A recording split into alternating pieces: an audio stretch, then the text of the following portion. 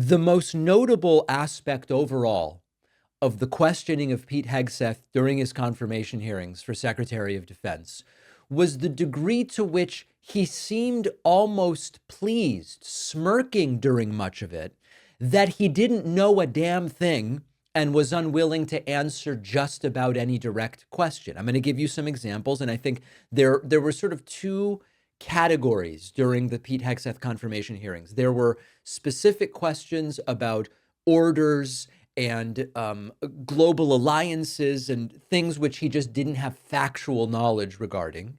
And then there were the sort of stuff about his affairs, his infidelity, his children out of wedlock, and his drinking. And we're going to look at a bunch of it, and then I'll give you kind of my overall assessment. Here's one example. Here is Democratic Senator Elisa Slotkin from Michigan, who pressed Hegseth on Trump wants to deploy military domestically. Would you do something like that? And Hegseth universally refused to engage with any of this stuff. So Donald Trump asked for the active duty 82nd Airborne to be deployed during that same time. Secretary Esper has written that he convinced him against that decision. If Donald Trump asked you to use the 82nd Airborne in law enforcement roles in Washington, D.C., would you also convince him otherwise? I'm not going to get ahead of conversations I would have with the president. However, there are laws and processes inside our Constitution that would be followed. President Trump said in November that he is willing to consider using the active duty military against the, quote, enemy within. Have you been personally involved in discussions of using the U.S. military active duty inside the United States? Senator, I'm glad we finally got to the topic of border security equaling national security because it's been abdicated and ignored for the last 4 years. That wasn't my question. I'm just asking, have you been involved? You're about to be the Secretary of Defense, potentially. Have you been involved in discussions about using the active duty military inside the United States? Senator, I am not yet the Secretary of Defense. Right. I'm if just confirmed, I would be party to any number of But you haven't been in any of these which conversations. I would not reveal what I have discussed with the President of the United States. Just have you been in conversations? You're going to be in charge of 3 million people, the active duty that I know you care about, I believe you care about. So have you been in conversations about using the active duty in any way, whether it's setting up in detention camps, policing dangerous cities? Have you been involved in any of those conversations? Certainly, I have been involved in conversations relating to doing things this administration has not. Okay, so that didn't go particularly well. So then Senator Slotkin zoomed out and said, even theoretically, could an order given by a president violate the Constitution? Just super generically. And not surprisingly, Hegseth goes, I don't think Trump would give such an order, which of course is not the question. As the Secretary of Defense, you will be the one man standing in the breach should President Trump give an illegal order, right? I'm not saying he will, but if he does, you are going to be the guy that he calls to implement this order. Do you agree that there are some orders that can be given by the Commander-in-Chief that would violate the U.S. Constitution? Senator, thank you for your service. The answer is yes, by the way. But I reject the premise that President Trump is going to be giving illegal orders. No, I'm not saying he will, but do you believe there is such a thing as an illegal order that Joe Biden or any other president, Donald Trump, could give? Is there anything that a commander-in-chief could ask you to do with the uniformed military that would be in violation of the U.S. Constitution? Senator, anybody of any party could give an order that is against the Constitution or against the law. Right. Okay. So are you saying that you would stand in the breach and push back if you were given an illegal order? I start by saying I reject the premise that President Trump will be You've done your giving any genuflecting illegal to him, orders but at all.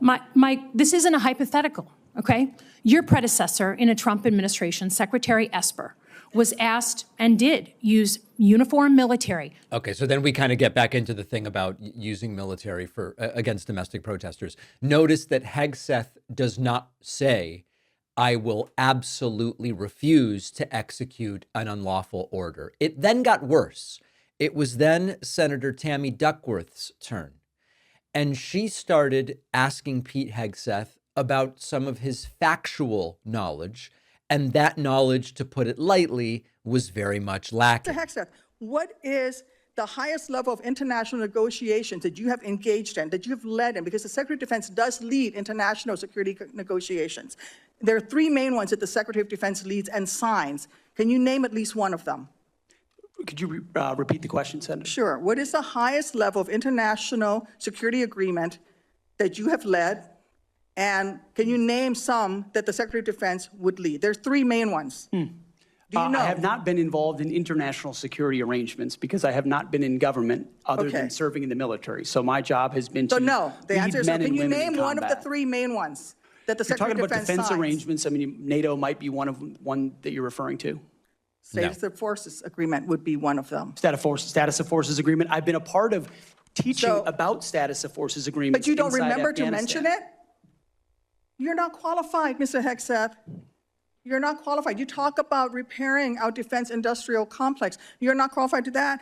He's very much not qualified. Senator Tammy Duckworth continuing and asking about specific nations party to other pacts, and Hegseth just like names the wrong countries, and it just doesn't really matter to MAGA. Not qualified to that. You could do acquisition and cross-servicing agreements, which essentially are security agreements. You can't even mention that. You've done none of those.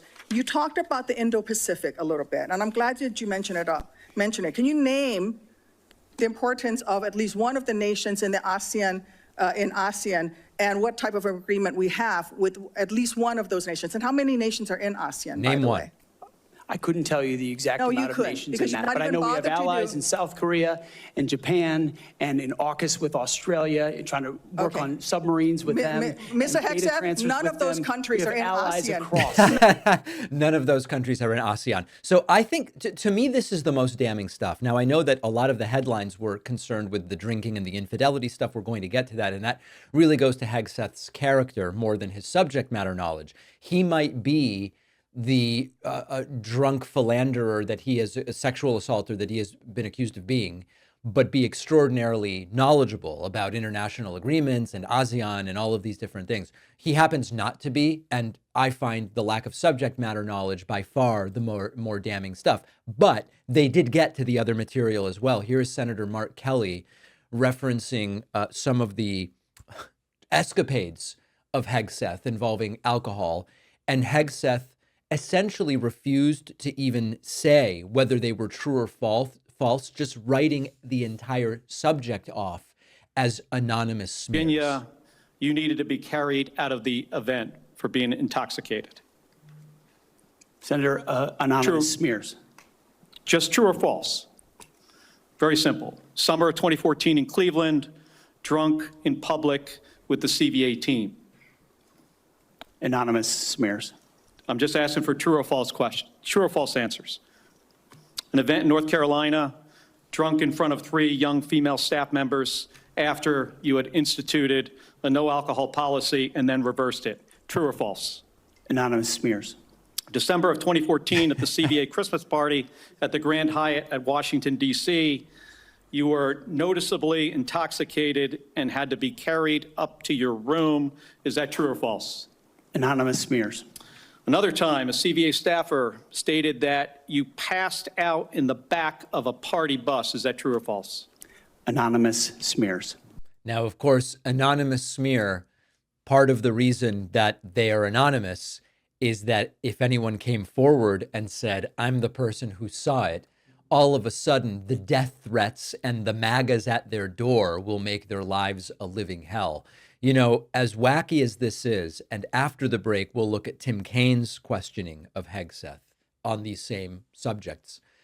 The irony and the tragedy is that none of this really matters to Republicans or to MAGA, because the primary and most important qualification that Donald Trump is looking for, really in every cabinet position, certainly in Secretary of Defense, is will you effusively praise me, unendingly, never question me, and be a representative of the like a doormat, walk all over me loyalty that I demand. That's the primary qualification. Hegseth is certainly doing everything he can to live up to that. And after the break, we will see how it went with Tim Kaine. Now, I want to remind you that on Monday, Inauguration Day, Martin Luther King Day, we will be doing a one-day membership special if you'd like to be notified about this, I can't think of a better day to say I am going to support independent media than the day on which this 4-year countdown of terror will begin. You can sign up for our newsletter at davidpakman.com, or you can email info@davidpakman.com and say, hey, put me on the newsletter. And then finally, free stuff available for everyone who pre-orders my book up until January 25th. Make sure that if you have pre-ordered, you have submitted your receipt at davidpakman.com/free book stuff. The deadline for submitting is 11:59 p.m. Eastern time on January 25th. You will not get the free stuff if you do not submit by that date. I will not be able to help. My publisher's handling all of this stuff. I won't have any surplus free stuff to send you. So make sure to submit at davidpakman.com/free book stuff by January 25th. Quick break, back after this. Guys in my audience, I know you're tired of the chafing with traditional underwear. Our sponsor, Sheath, makes the most comfortable boxer briefs I've ever worn. If you're sick of the boxers that are too loose or the briefs that are too tight, Sheath is for you. Sheath underwear is designed with 2 special pouches in the front. Keeps everything separate in its own compartment with extra confidence that you will feel throughout the day, keeping things separate and comfortable, no more sticking and chafing. I was skeptical about the dual pouch, I admit it, but it is game changing. Everything stays where it is supposed to be, extra useful when working out at the gym, and even if you don't want to use the pouches, you don't have to.